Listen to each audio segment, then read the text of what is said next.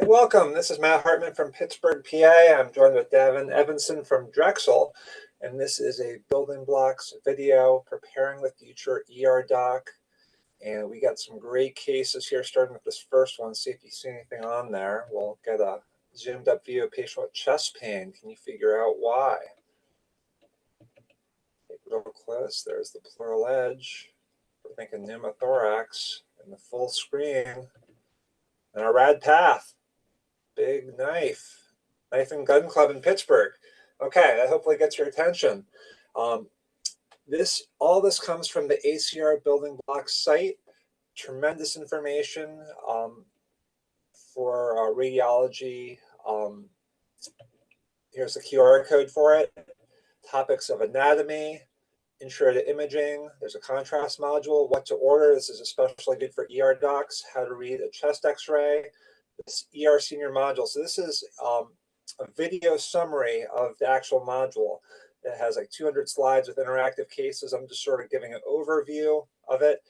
So I encourage everyone to go back, join the ACR building block site, download this module, and go through it in your own time. And we also have a ton of RadPath material.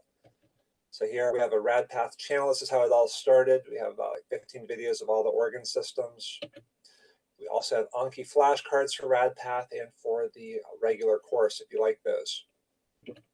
So I'm a body imager. I love RadPath, but I'm going to try to prepare you for either your ER elective as a medical student or your internship if you're going into ER.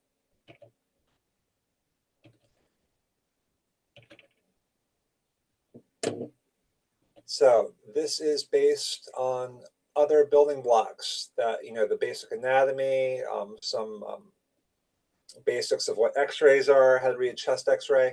So we will be going through it a little bit fast. I encourage you to go back, look at those other building blocks videos.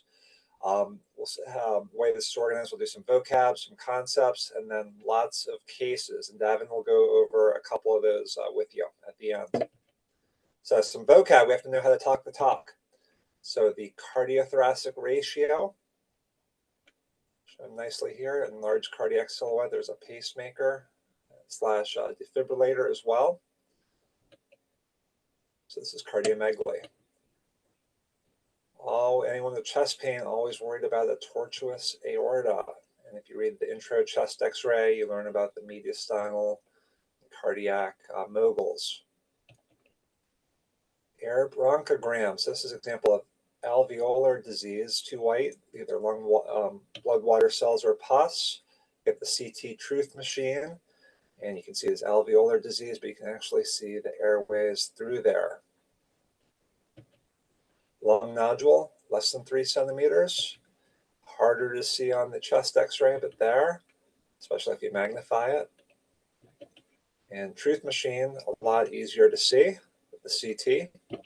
Lung mass greater than 3 centimeters here, hiding in the apex. Again, much easier to see with the CT. Also see this patient has big time emphysema.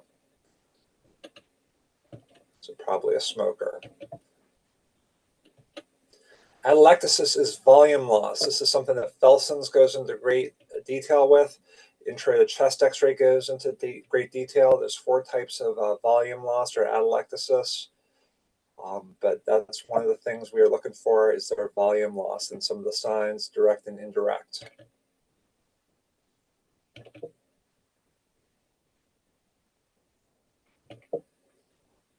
Pleural effusions with the meniscus. Again, I'm not going to read these all for you. I'm just sort of showing you the overview, and you can pause on any of the slides, download the actual building blocks, and go through at your own leisure. There's our meniscus. The silhouette sign. So normal chest x-ray, you have a nice right heart border here. It's obscured. We also see air bronchograms on the CT. And this is something we go into a lot of detail, how to read a chest radiograph, and it can tell you which lung segment or segments are affected by knowing which border of the heart diaphragm is obscured by the silhouette sign. Ground glass opacity. So this is a very nice example. This is normal lung here. This is a little bit too gray, but not as whited out as our alveolar disease. So somewhere in between.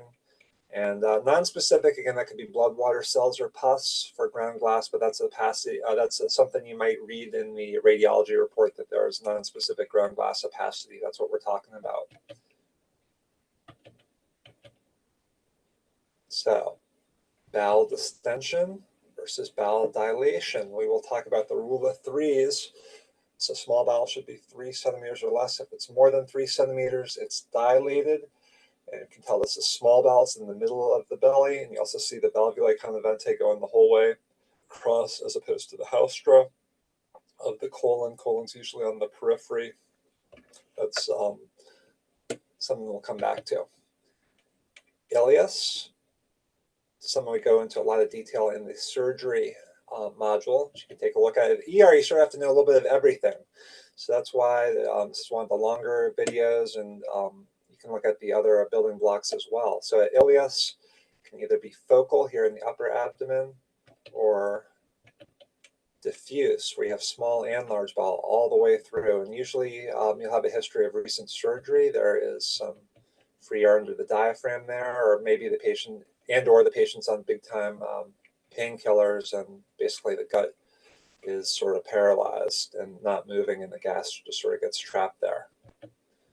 So small bowel obstruction, it's important to know how the film was taken. A lot of burps and farts. In this upright film, air will rise and you'll get air fluid levels. If you have multiple air fluid levels like this, especially at different levels, stair stepping, that is very worrisome for small bowel obstruction. Note there's no colonic gas, no rectal gas. So dilated small bowel, no colonic or rectal gas, very worrisome for small bowel obstruction. We'll come back to this at the end as well. Versus large bowel obstruction. Large bowel is usually more in the periphery, easier to see with the CT. So the rule of threes, small bowel can be 3 centimeters, large bowel can be 6 centimeters, cecum can be 9. This is too dilated for the large bowel. Massive constipation. Pneumatosis, this is a little kiddo, and there's air in the wall. So we can get pneumatosis in peds, in terms of necrotizing enterocolitis. In adults, ischemic bowel disease. If you get a call from the radiologist that there is pneumatosis, be very worried, especially your older patients with big-time arterial disease. Check the lactate, get a surgical consult. Extravasation.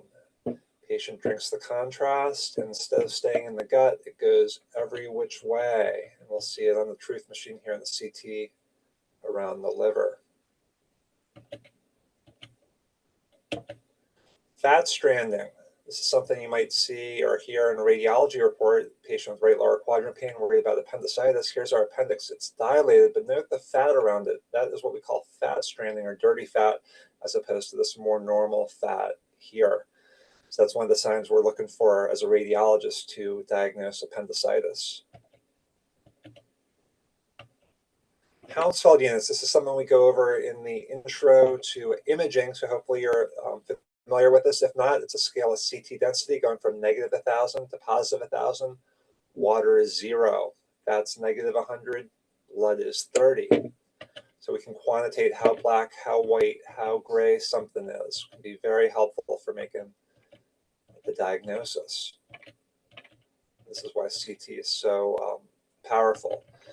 Windowing. Maybe you've seen this on the wards where they say, hey, let's look at lung windows. That's what they're doing. We're changing the gray scale, so we have a lot of gray detail in the negative numbers versus soft tissue window. We're centered on 0 for water versus bone window centered on the higher Hounsfield units, so we can get some good bony detail. The patient's only imaged once, but we are looking at different things as radiologists with the different windows. Again, that's something we talk about in the intro to imaging. Same with MRI sequences. Note for the MRI, the bones are dark, trying to tell T1 from T2, T2H2O. The CSF is bright. And then some other sequences. Diffusion, very helpful for strokes. If a patient comes into the ER, ultramental status, you're going to do a CT first of the head looking for bleed. No bleed, you're worried about a stroke. MRI might be the next step. They can detect acute strokes, whereas a CT can take hours to detect it. A couple more sequences there. So, ER, chest pain, dissection, something we're worried about. What's abnormal here? Well, here's the descending thoracic aorta. There's a thin filling defect there. That's the enema that got flipped in from a dissection. There's also intramural hematoma on the wall. And also note the lumen of the aorta is dilated. There's our intimal flap. Aneurysm is going to be a focal dilation of any vessel here in the thoracic aorta, aortic arch. And then here, patient with a bad headache, maybe a head bleed, looking for a Barry aneurysm or aneurysm in one of the vessels in the circle of Willis, and you see a focal outpouching and dilation. Pneumothorax, we saw an example of this with our intro cases. Anyone see it here? Sometimes you really have to magnify it and look really close, but we'll see an edge there, no lung markings to the periphery. This is something we talk about in our intro chest x-ray. Abscess can occur anywhere in the body, a lot of times with a air fluid level, which is separate from the bowel, and certainly can also occur in the brain. When reading the C-spine, one of the most important things is alignments, the ABC. I do the ABCs for my C-spine. So A for alignment, B for bone, C for cartilage, D for the disc space, and then the S, the soft tissues, looking for like a retropharyngeal abscess.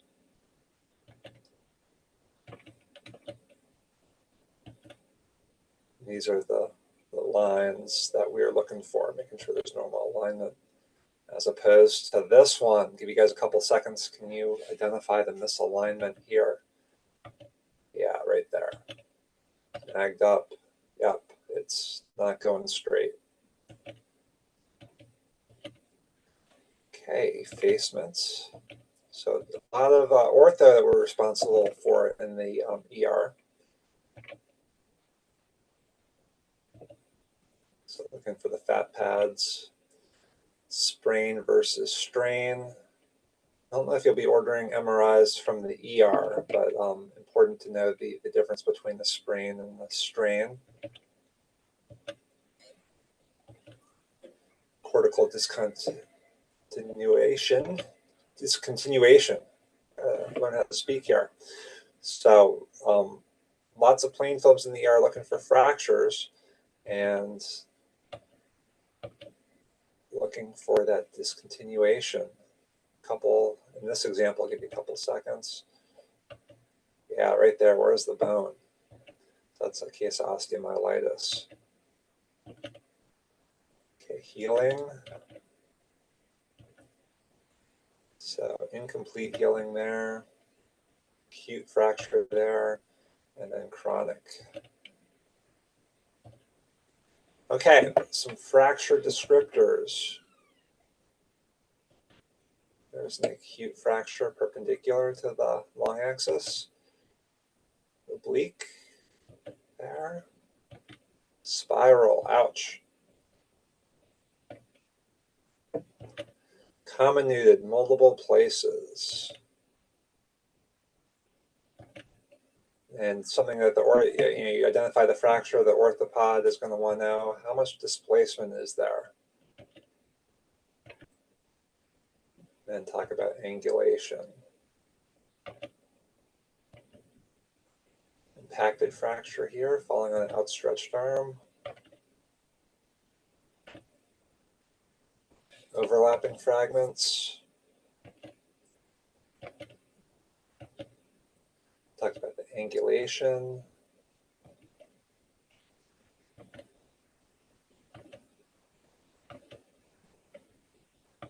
Distraction.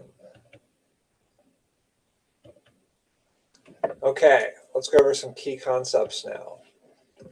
So we were going to go a little bit fast through here because you can watch the intro chest x-ray video as well, and you can pause if you need to, but in the interest of time, you're just going to I'm going to pause a couple seconds for each slide, but the first step is always the quality of the film. Make sure you have the right patient, and was the film done well in terms of penetration, inspiration/lung volumes, rotation, magnification. Is it AP or PA?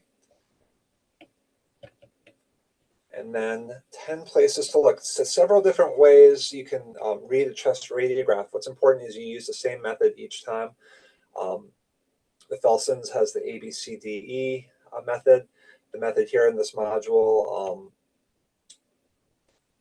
is a little bit different, but number one advice, always start with lines and tubes. Doesn't matter what you're doing, abdominal radiograph, CT, chest x-ray, always cover your lines and tubes first. The lungs, where most of the action will be, airway,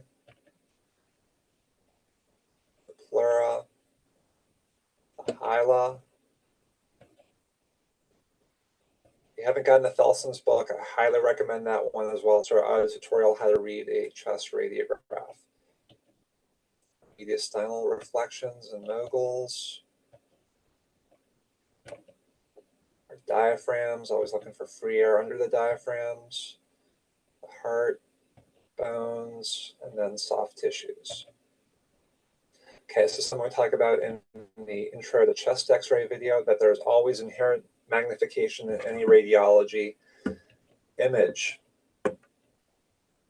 And whether you're doing a AP radiograph versus a PA radiograph, and we're always with respect to the x-ray beam. So here going from posterior to anterior, and the heart's an anterior structure as opposed to a AP radiograph.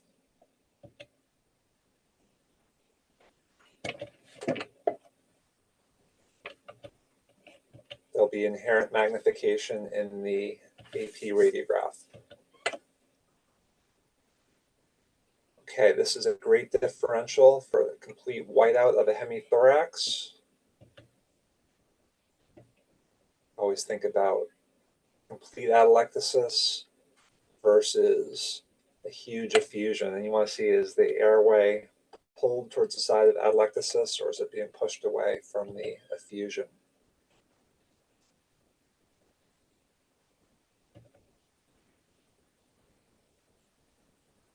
Just reminding us to always read the entire radiology report, not just the impression. Okay, abdominal radiograph, also known as a KUB. Basically, usually the patient has pain. And my mnemonic is stones, bones, mass, and gas. We'll go through this. But we also always start with lines and tubes, just like a chest x-ray. See a couple, there's a feeding tube right there. Surgical clips from the cholecystectomy. So stones, anything radiopaque, we have to explain. So we got some gallstones there, some contrast in the bladder. Bones, looking for fractures, looking for mets.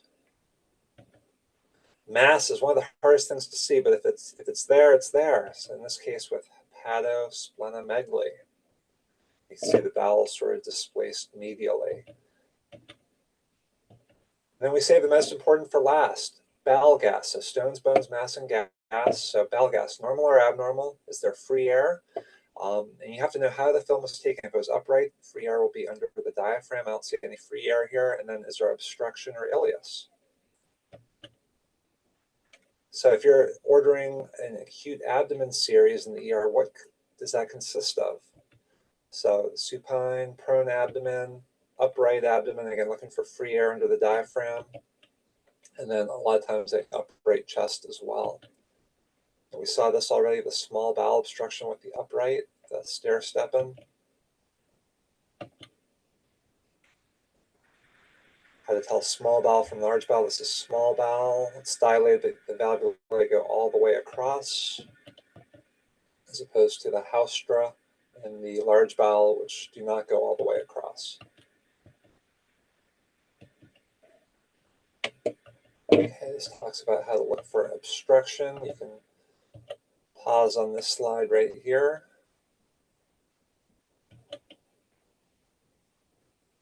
Unknown case, give you guys a couple of seconds. What do we see? I see a couple thing. First of all, lines and tubes, there's a feeding tube. And we've got bowels, it's dilated. Yeah, it looks like small bowel. It's in the center. We've got the valvulae going all the way across. I'm not seeing much colonic gas. I'm worried about an obstruction. Yeah, no rectal gas. We'll come up with this at the end with some Hartman pearls. Again, always looking for air in the rectum. There should be air in the rectum. Okay, this goes over some calcium, kidney stones. Or in terms of our stones, there's our gallstones. Okay, when to give contrast. Well, a good thing we have a whole contrast module. I find contrast to be a confusing thing for med students and ordering docs. So we try to break it down with the contrast module. So CT is sort of the workhorse in the ER. Again, the question, contrast or no contrast. So some issues to think about. Is there a severe allergy? What's the renal function like? Is the patient getting metformin? The good thing is the radiologist and the radiology tech will be screening the patients, and you might get a phone call saying, hey, we cannot give this patient IV contrast. The kidney function is not good. Are you aware of that? Or, hey, they have an allergy. Are you aware of that? That's built into the system. But this just shows the value of contrast. This is without contrast. This is with IV contrast. Sometimes you don't want contrast. If you're just worried about a kidney stone, you want the stone to be the brightest thing, which can be hard to sometimes obscured if you have bright IV contrast. To me, I'm not sure if that stone's in the ureter or if it's outside. You'd have to scroll up and down.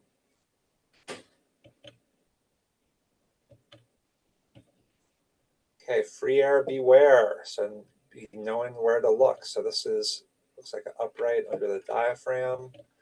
This is a decubitus. Maybe the patient's too sick to stand up, but you got the liver edge. You do the left side down, right side up, and you get the nice liver edge there. It's a nice example. Okay, bowel wall thickening. You get a call that there's bowel wall thickening. It's non-specific. This is normal bowel here. That bowel there looks a little bit thick to me underneath. Infarction can occur anywhere, oftentimes on the periphery. Wedge shape, this is a pulmonary infarct. So worried about a PE. This is a brain infarct. Okay, doing some ortho, talking about the trabecular pattern. Okay, we'll do ultrasound. A lot of the ER docs are doing their own ultrasounds. And it's important to know some of the physics behind that, basically sound waves going in through the body, interacting with different interfaces, gets refracted, and will give you black, white, or shades of gray. No radiation, which is great. You can use different probes at different frequencies. Higher frequency probe will have less depth but better resolution. That one. And our absolute enemy in ultrasound is fat and gas. Just the sound waves do not go through fat and gas very well.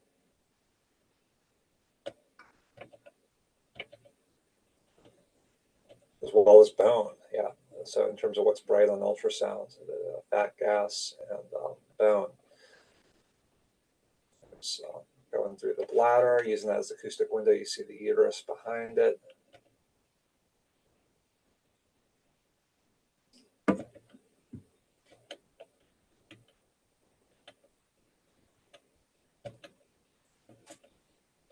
And you can pause on these slides if you want to, talking about the different types of probes. You use Doppler flow, looking for blood flow. And this is an example in the testes. We want to see blood flow. If there's no blood flow, you're worried about testicular torsion. And if there's too much blood flow, like this case with no blood flow in the testes, if there's too much blood flow, you could have epididymitis / orchitis. So you want just the right amount of blood flow. Okay, let's do some pearls. So how to read a KUB. Again, stones, bones, mass, and gas. Always do lines and tubes first. Remember the law of burps and farts? It's important to know how the film was taken. Air will rise. So free air, small bowel obstruction will look different on an upright film versus a supine film. Okay, rule of threes. 3 centimeters for small bowel, 6 centimeters for large bowel, 9 centimeters for cecum. 3 millimeters for thickness. We saw an example of a thickened appendix. We saw some thickened small bowel. That's abnormal. If it's too thick, think blood, water, cells, or pus. Okay? In the case of the appendicitis, which was too thick, that's pus. But you could also have lymphoma, you could have volume overload, or you could have hemorrhage / ischemia causing bowel wall thickening. That's our next topic, small bowel obstruction. This is a great differential aim. By far the most common cause will be adhesions. We have appendicitis, inguinal hernia. You might be able to pick that up on physical exam. Intussusception, especially in our little kids with current jelly stool. Same thing, malrotation. This is a PEDS day one of life thing. Most serious, but sometimes we'll see patients who are malrotated / volvulus later in life. And then Meckel's diverticulum, which can be a source of GI bleeding as well as obstruction. Large bowel obstruction, let's add cancer and diverticulitis to the list. I wanted to put this slide in if you have air in the liver. It got there one of two ways, either through the biliary system or from portal venous gas. Portal venous gas, these are the patients with ischemia. They had the pneumatosis. It travels through the portal venous system, ends up in the liver, and look how it goes to the periphery of the liver. And that's our mnemonic, portal vein periphery. These are the patients very, very sick, high mortality. If you get a phone call from the radiologist, hey, there's pneumatosis, there is portal venous gas, be very worried, get that surgical consult, as opposed to more central biliary gas. A lot of times these patients will have a history of a sphincterotomy, Whipple procedure, something like that. This air is more central. Watch our intro rad path video. We got some great videos there, especially the intro one, where we talk about the Hartman's 6 patterns of pathology, innie, outie, narrowing, dilation, thickening, and displacement. Every differential, Mets and lymphoma.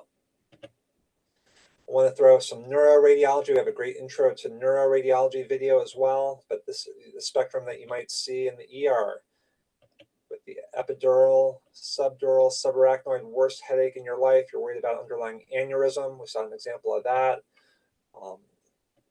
Here it is in the around the circle Willis going into the suprasellar cistern.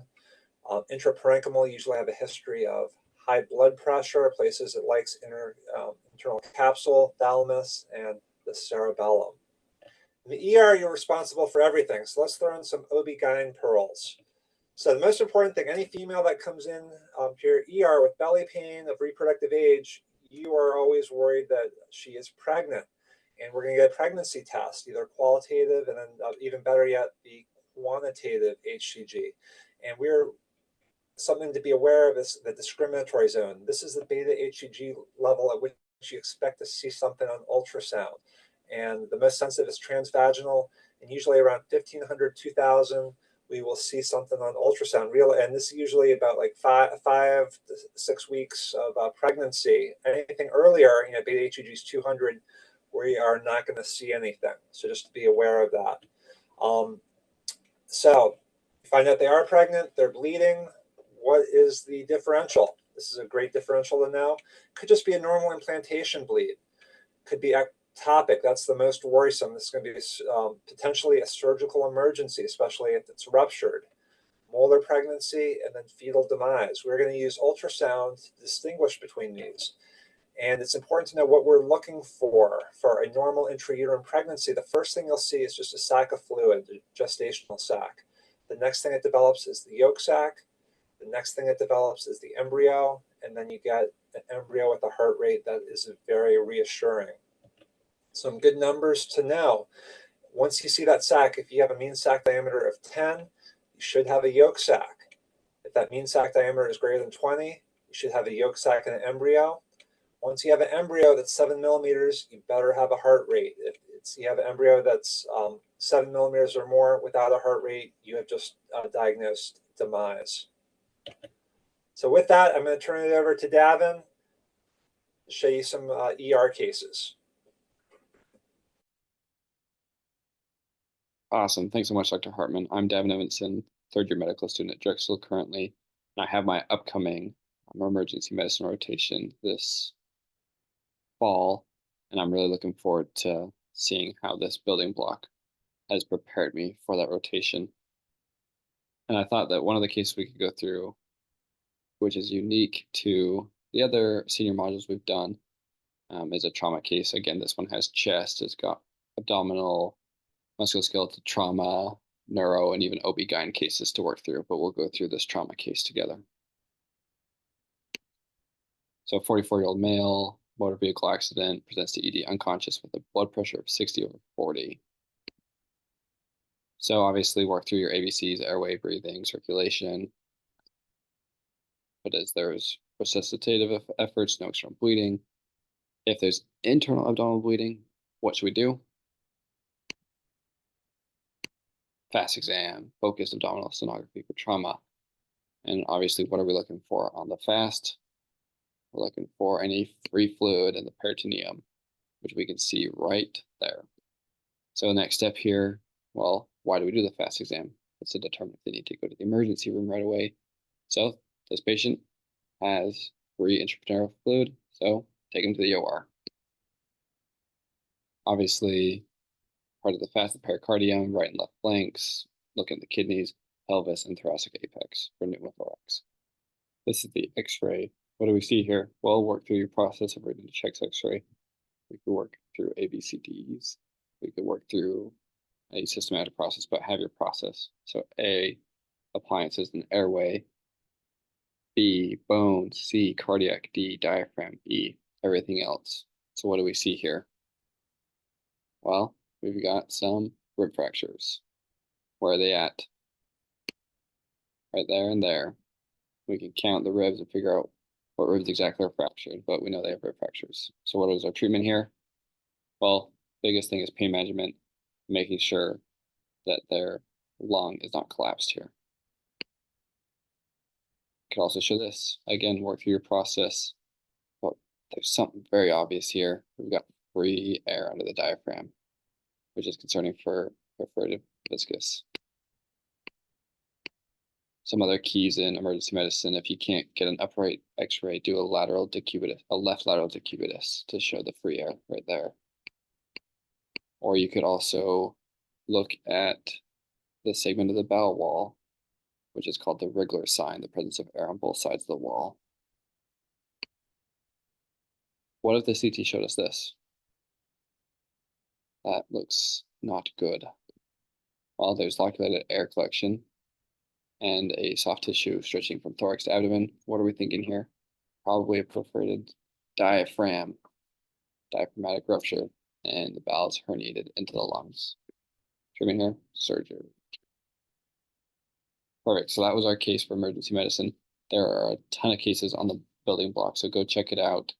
And this will prep you for your time in the emergency room and making those decisions rapidly with what imaging to order and how to diagnose somebody as quickly as possible to save their life.